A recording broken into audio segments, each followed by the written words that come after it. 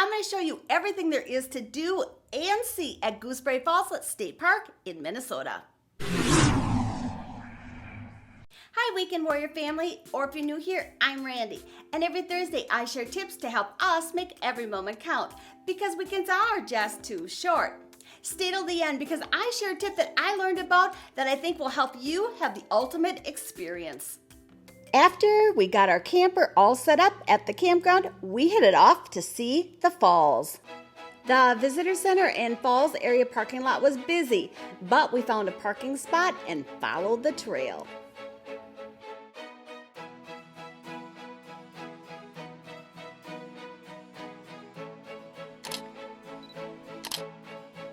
We decided to see the upper falls first and worked our way down. When you approach the upper falls, you will see a steel arch bridge over Gooseberry River that services Minnesota Highway 61. And after just a short distance is the Gooseberry Falls Upper Waterfalls.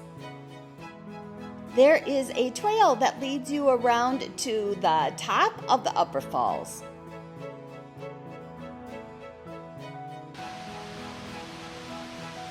Oh wow, seeing the falls this close up was pretty spectacular. There are many places to wade in the water and go swimming, as you're about to see. I couldn't resist getting my feet wet on the top of the upper waterfalls. And this is what the view looks like when you're standing on the top edge of the waterfalls and looking down.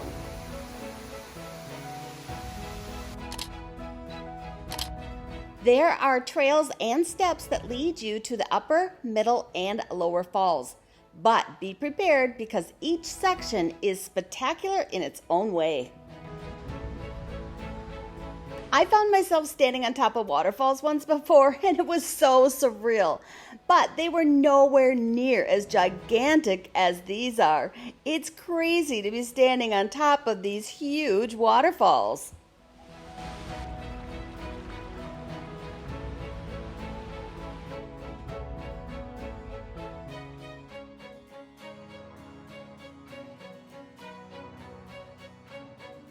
This is the view from the bottom of the middle falls. Notice how you can get up close and personal with the falls?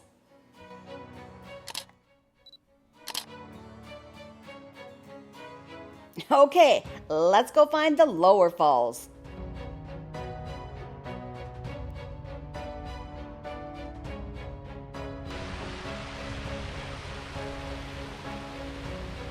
I'm curious, if you've been to Gooseberry Falls State Park, what was your absolute favorite thing to see and do? Let me know in the comments section below this video. Next, let's go explore the bottom of the lower falls area.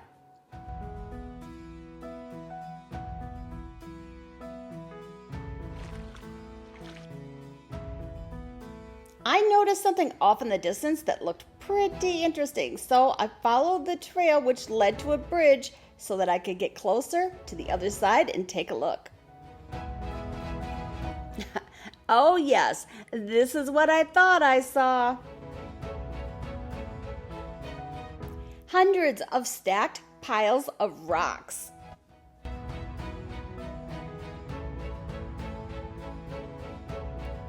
I now knew why Gooseberry Falls State Park is the second most popular state park in Minnesota.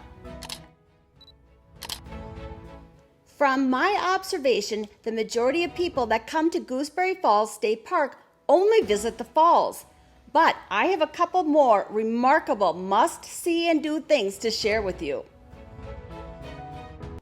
If you are going to do some of the things I'm about to share with you, you might want to consider camping here.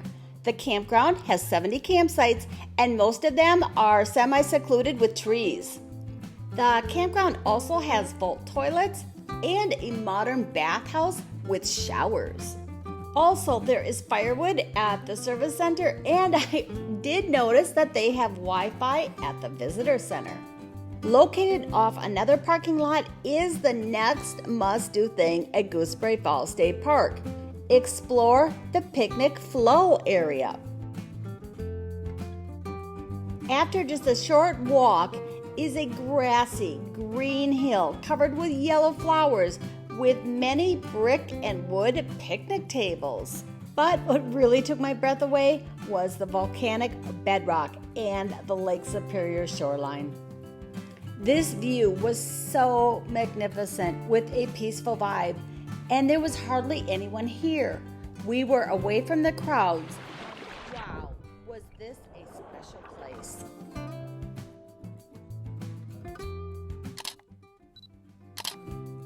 The waters were so clear and blue.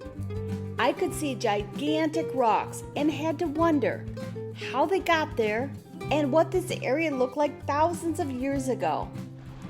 It made me think that I was just a speck in time. Overcome with amazement, I noticed a trail that appeared to follow the shoreline. If you are visiting Gooseberry Falls State Park, you have to walk this shoreline trail. It will absolutely take your breath away. There were so many gorgeous views and side trails that led to the rocky, rugged shoreline.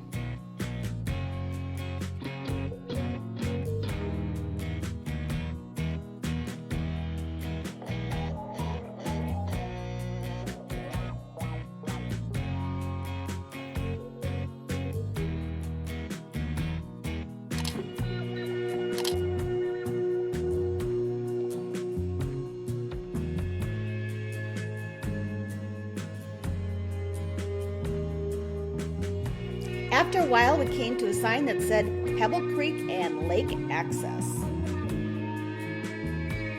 Well, this is Pebble Creek, and it was all dried up when we were there.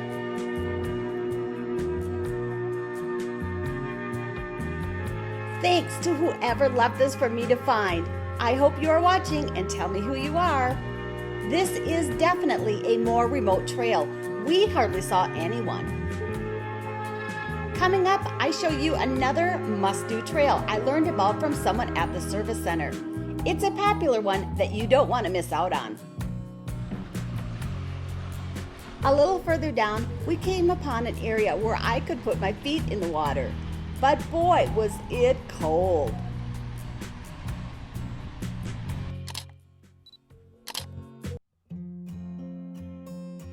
This part of the beach was gorgeous.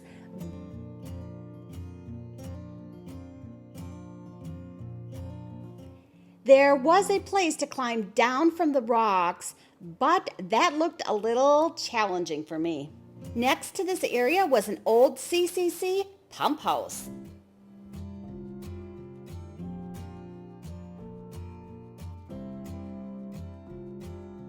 And from here, you could get a top view of the other side of the beach.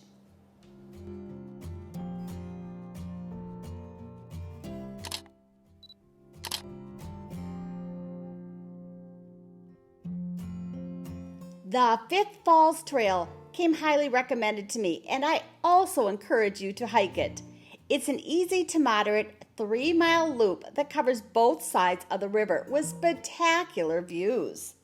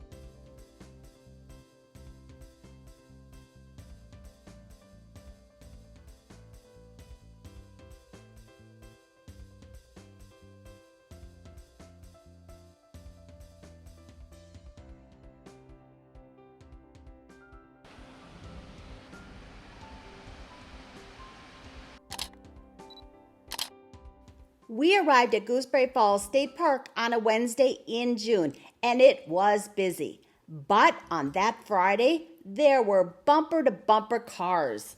Their website says July and August weekends and holiday parking will be extremely busy, and they are not kidding.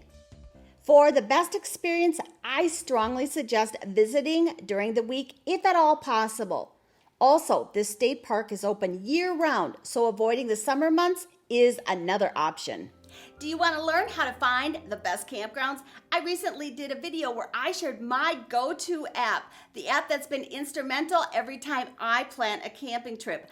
I'll leave a link to that video right up here and in the video description below, so be sure to watch that next. Well, that's it for this episode, and I can't wait to see you next Thursday.